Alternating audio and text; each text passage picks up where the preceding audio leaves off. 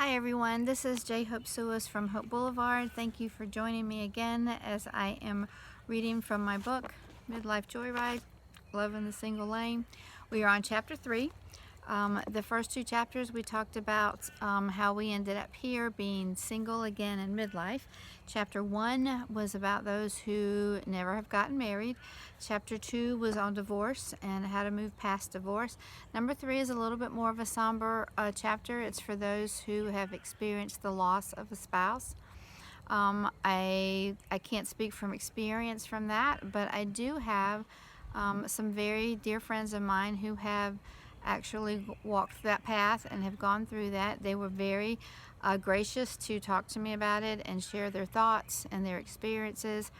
They gave me permission to put it in the book, so I will tell some of their stories along with some other insight. So, chapter 3 is entitled The Unintended Off-Ramp, Loss. Lynn and Gary had been married for 35 years, a good 35 years. They raised 2 children, had 3 grandchildren, started a successful business, and shared a love of running. They were the poster couple for how to do it right. On a chilly November morning in 2012, they both woke up early to run a 5K race, something they had done together many times. Only today, at the end of the race, and before lunchtime rolled around, Lynn would become a widow. While driving home from the race, Gary said he felt like he was about to pass out. Lynn told him to pull over so she could switch places to drive him to the hospital. As she got out and went around the car, she realized it was still in gear and watched it drift across the street and ended up wedged between a building and a gas line. Gary had suffered a massive heart attack that took his life at the age of 58. Here are Lynn's words. All of the plans for the future, to enjoy our grandchildren, spend less time working and more time enjoying our lives together. Sitting in our rocking chairs, remembering the good old days, all were shattered and lost. You reach a point in life where you think, wow, we have made it. And through it all, we managed to stay together and still be madly in love with each other. And then just like that, it's gone. So how did I move forward? Very slowly. At times you don't feel like you can breathe or that you will make it another day. And then the storm starts to subside. You think your head is above water, and then you're pulled back down again. The cycle continues, and you fight, and you cry, and you beg God to help. You get angry with Him and say, why us? Why not those couples who are married who can't stand each other? Why do you destroy something that was really working? But you don't get those answers. And in time realize that you may never understand God's plan, but this is your reality. You can then do one of 2 things. You can either become bitter, cold, and angry at the world, or you can pick yourself up off the floor and say, today is hard, but tomorrow is coming, and it will be better. You must believe that for your own daily survival. And slowly, at your own pace, you begin to have a day where it doesn't hurt as much.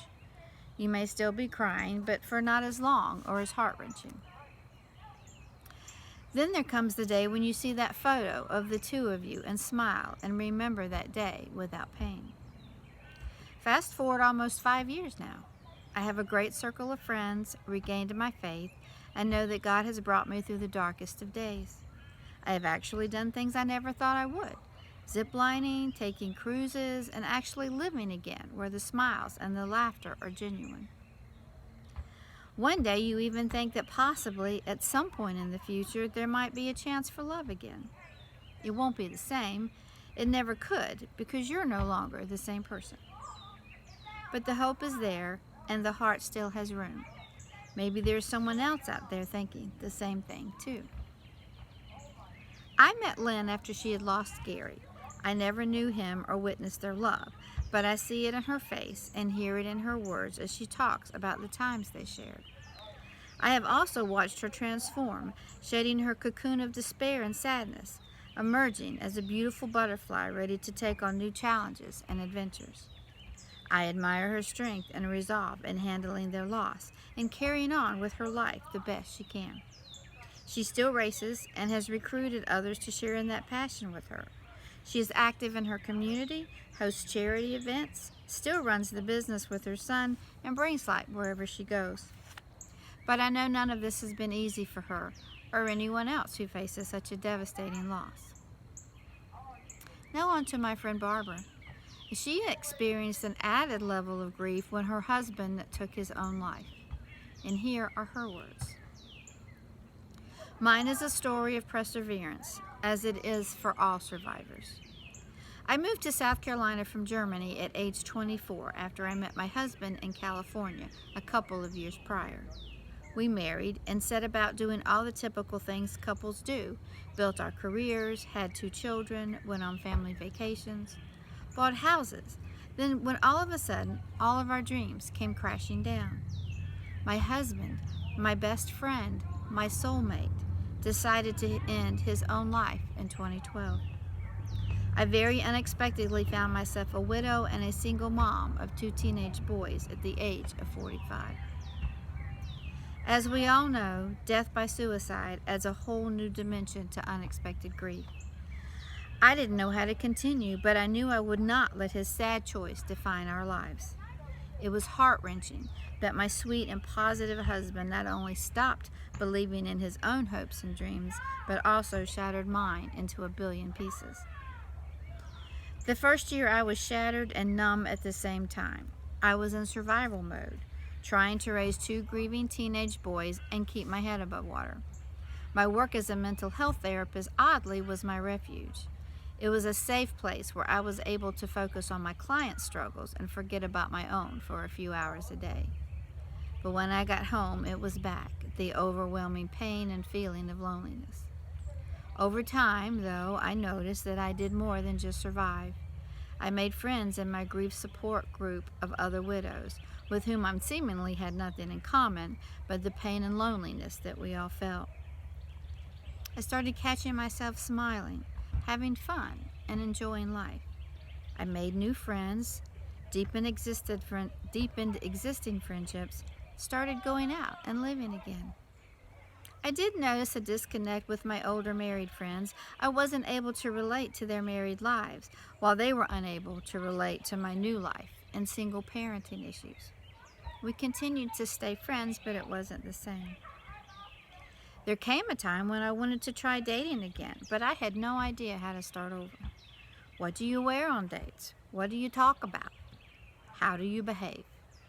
Who is paying for dinner these days? How do you even meet guys? I bounced back and forth, trying to figure out who I was and how I wanted to live this single life. There was a hunger to fill the empty space my husband had left in our lives and a curiosity about dating. Following my own therapeutic device that it was all just a numbers game, I went on many dates, had some short relationships, and then more dates. Some dates were funny, some were a blast, some couldn't end soon enough. I realized there was a lot of good guys out there, and most of them were looking for the same thing I was. Finding a healthy balance of chemistry and compatibility with a person who has a good set of relationship skills proved to be the trickier part. During all those times looking for a partner, something else happened. I learned to love myself and my life as a single person. I love all my single lady friends and some male friends I've made along the way. The burden of having to make decisions and choices all by myself became a privilege that I learned to appreciate. There was a sudden realization that I made it. I built my life as a single mother and a single woman, and I love it. I am sure this is just another station on my journey as we never stop growing. I continue to go on dates, but it is truly from a place of content and happiness with my life. I would like to find my match, but I do not need a partner to enjoy life and be complete. There might even be a little grief in giving up freedoms I have gained as a single person. I know the journey of personal growth will never end, no matter where I am in my life. I am not the same person I was 5 years ago, and 5 years from now, I am sure I will look back and say the same thing. We always evolve. All those experiences in the past 5 years made me who I am now, and a better therapist. Although I do miss my husband, carefree times, and sometimes my old life, I am now comfortable with my life and with myself. Barbara is a joy to be around, and we all can learn from her unbreakable spirit. She didn't give up or choose to live in despair. She tackled each obstacle as it came up and continues to move forward in hope. The death of a spouse ranks as the top most terrifying and stressful event to experience. I cannot even begin to imagine, and I will not pretend to know or understand. What I do know is that we are all going to die at some point. There is no fountain of youth, and the successful cryogenics is reserved for the Sci-Fi Channel. And even though, on a logical plane, we understand that one spouse will most often outlive the other, we are never prepared when it happens. This is especially true when it happens in midlife. As Lynn mentioned, she thought they had made it. They jumped all the hurdles and passed all the tests. It was a graceful, lovely ride the rest of the way. Only it wasn't. Their surviving partner feels cheated, outdated, and maybe unnecessary. They had a purpose before, being a loving spouse. Now there is emptiness, and the world feels like a foreign and scary place. Many believe they are too old to try and find love again, but still too young to be alone. So how does one start to move on? We touched on the 5 stages of grief in the last chapter as it pertains to divorce. I'd like to explore other less talked about tips for grief survival. The following was also written by a friend of mine, Jean, who lost her husband Rick to cancer when she was 45. She did a guest blog for me on this topic, and the following is her advice. There is no way she could have written it any clearer. Number 1. Yes, there are grief groupies, and they really do mean well. People will come out of the woodwork to console you. They bring food, hugs, and canned cliches that will absolutely grate on your last nerve. It will not last long, so don't panic. And believe it or not, you will miss them slightly when they're gone. Number 2. Now's your chance to throw away all the crap you couldn't toss out while they were alive. Seize the moment. Do it. You can claim temporary insanity for only a brief period of time after a loss, so don't hesitate to take advantage of the opportunity. Honestly, selling or throwing away things does not mean you're purging your life of that person. Trying to live amongst the things that are tied to memories is not necessarily the healthiest option. And by all means, know up front that you will never get enough money for it regardless of how much you sell it for. If you feel the need to clean house, don't hesitate. As a rule, keep all photographs, some treasured gifts, and even maybe some of their favorite clothing just as a safety net for your emotions. But do not ever feel guilty about doing what you need to do. Number 3, get your butt to the doctor. I don't care if you feel fine. Yes, I know they will assess your mental stability and it will feel awkward. Do it anyway. Trauma is trauma. Even emotional trauma has physiological effects. Your doctor went to school for this. It is time to use that knowledge. Get a physical. The last thing you need is some problem to surface on a bad day in the future and send you back to the beginning of this process. Number 4, do the happy dance. Laugh, crack a joke, or just be goofy with reckless abandon. They'll think you're crazy and you'll get more cookies. Humans are not designed for constant sorrow. Your emotions will be a roller coaster for a while because you are human, not because you are losing it. Don't feel guilty when you feel happy. Your loved one would want you to be happy, and you need to be happy. We are programmed to believe that the one who cries the most is feeling the deepest grief, and that simply is not true. Some of the saddest people are comedians. Number 5, do not remove your mouth filter under any circumstances. Yes, I know there will be people who treated your loved one horribly who will stand and wail at the funeral like they lost their best friend. No need to call BS in the church and cause yourself to be removed and sedated. The sad truth is that the people who treated your loved one poorly have just now realized the error of their ways and are trying to soothe themselves by grieving. What they are actually doing is mourning the fact that they now realize how horrible they were and are covering up their embarrassment with the limited skill set they possess. Take a deep breath and picture them picking their nose. You'll survive, and they'll wonder why you are smiling. Number 6, do not drive only using the rear view mirror. Vow to only glance at it. Things that were said or done, decisions that were made, or things left unsaid or undone are irrelevant. You have regrets, make sure it doesn't happen again. You cannot do penance at this point without further damaging yourself. Instead, treat every day as a new opportunity to make sure you course correct and do it right. Number 7, get yourself a bouncer. Select your largest, loudest friend or relative for the job. It'll do you both good. There will be times when you are just exhausted and simply cannot deal with something or someone. Call upon your bouncer. They will feel useful while you put their unique attributes to good use, and you will feel insulated. Number 8, put on some prescription glasses that aren't yours. Get a cheap pair at the drugstore. Borrow some from a friend for a day or two. I don't care if you don't need them, put them on anyway. Yes, the whole world will look different. At least if you put on the strange glasses, you will have some tangible reason to blame for your change in perspective. Expect the change. And remember, your mind is now going to see things differently too. Number 9, feel the burn and realize that pain is weakness leaving the body. This is a ploy to get some exercise, plus a phrase you can hang on to when you are so sad you feel like your chest is going to implode. For some reason, our society wants to medicate sadness, but sadness is natural. It hurts. It is uncomfortable. And as long as you realize it is expected, you might have a better chance of surviving it naturally.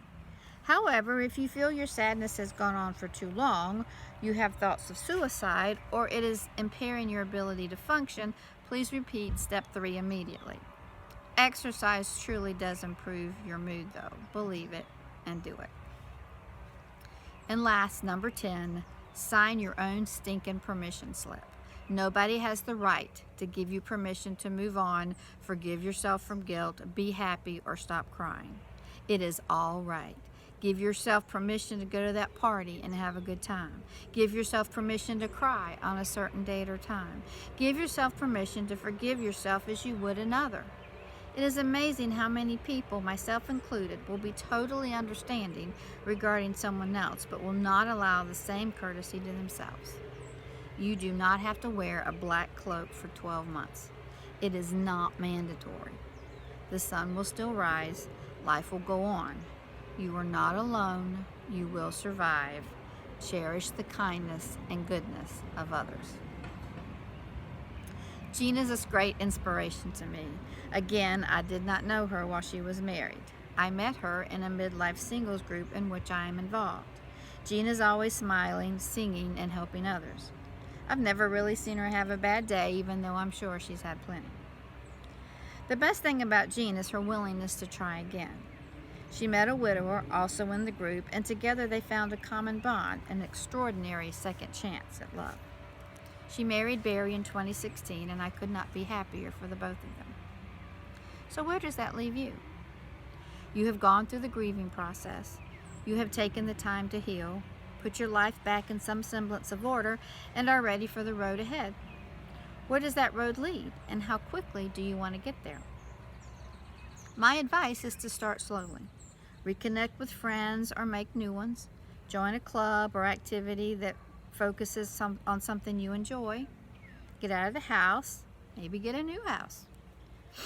Then what about love? Can the magic happen again? Can you move on and still honor the memory of your deceased partner? The answer is a resounding yes to both of those questions. How do you know when you're ready to love again? Let's take a look. 80 years ago, a college professor calculated a formula that determined 2.5 years was the acceptable and most opportune time to date again after losing a spouse. Now, I don't know what factors he threw into his arithmetic, but I do not believe it is fair to judge when another is ready to date again, and no one should pressure you or persuade you to stop or start pursuing your dreams of love. Some were so content with their little piece of heaven on earth they do not want to attempt to recreate it, and that's perfectly fine. Others have a keen need for companionship and purpose and only wait months before sticking their toes back into the dating pool. A word of caution when selecting your dating speed. Do not rush into a serious relationship.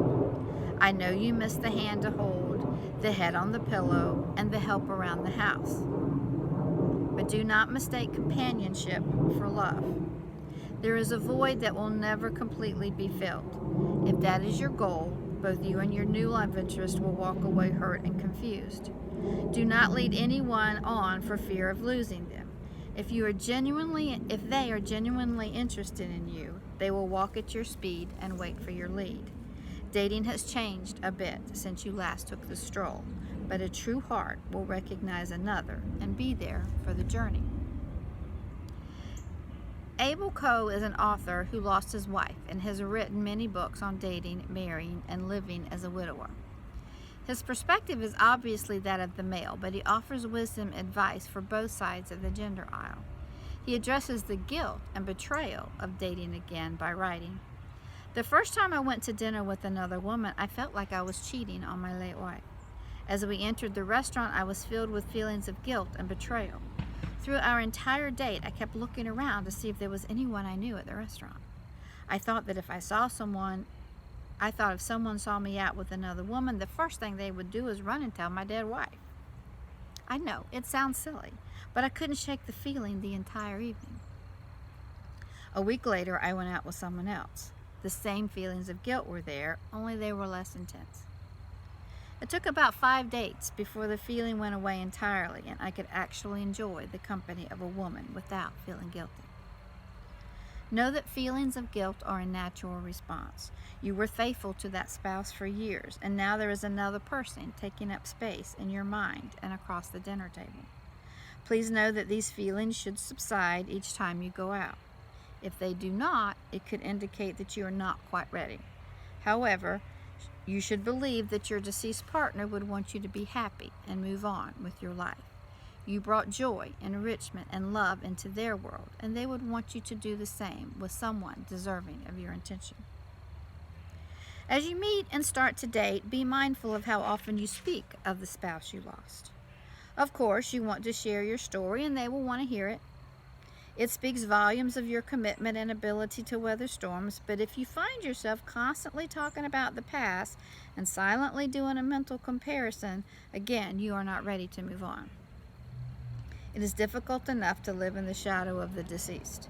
Pictures on the wall and memorials around the home, or even clothes in a closet, are a constant reminder that someone else held a place of high esteem in your life.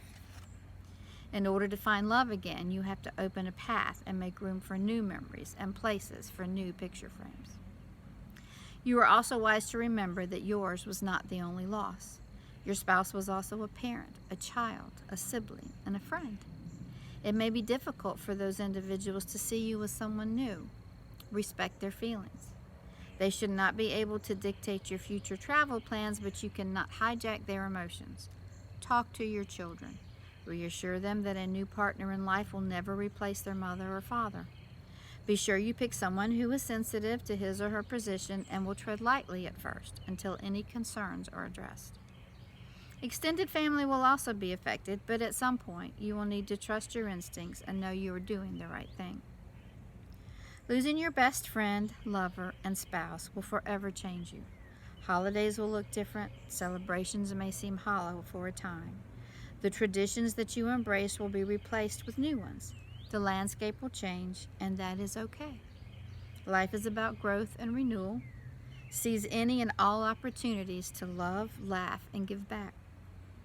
We are not guaranteed tomorrow, and you have learned that the hard way. Take that lesson and go live your best life today. So that is the end of Chapter 3 and the end of Section 1. So now my next video, we're going to move on to the next section where we talk about getting back into dating and doing an online profile, how to do the first date again, and just some relationship tips. So just pop on over to the next video and we will go from there. This is J. Hope Suis from Hope Boulevard, and thanks for watching.